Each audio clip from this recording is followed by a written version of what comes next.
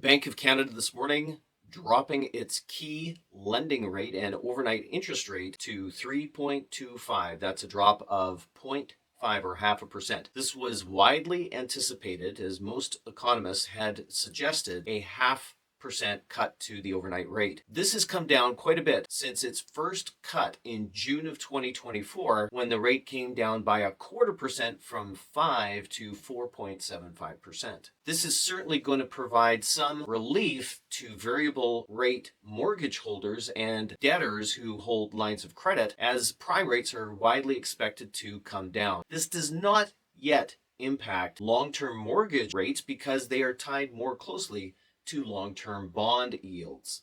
Now, some of the factors that are influencing the Bank of Canada is including the labor statistics that were released by Stats Canada just a few days ago that showed the unemployment rate in November jumping to 6.8%. Also, consumer confidence has dropped significantly in a recent poll that says many Canadians are concerned about the direction of the economy.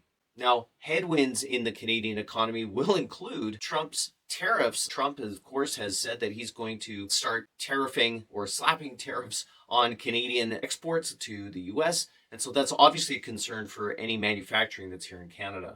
The Bank of Canada is also trying to fight the stimulus and the stimulus-like fiscal policy that the Government of Canada, they are set to release their fall economic statement on Monday, December 16th. And it's widely expected, especially by the Parliamentary Budget Officer, who is expecting that the fall economic statement is going to release a large deficit beyond the deficit that was already promised to be capped by the Minister of Finance back in the federal budget. She said that we're promising to not blow past the $40 billion deficit mark, and that's pegged to be increased by at least 10% over that to about $45 to $46 billion.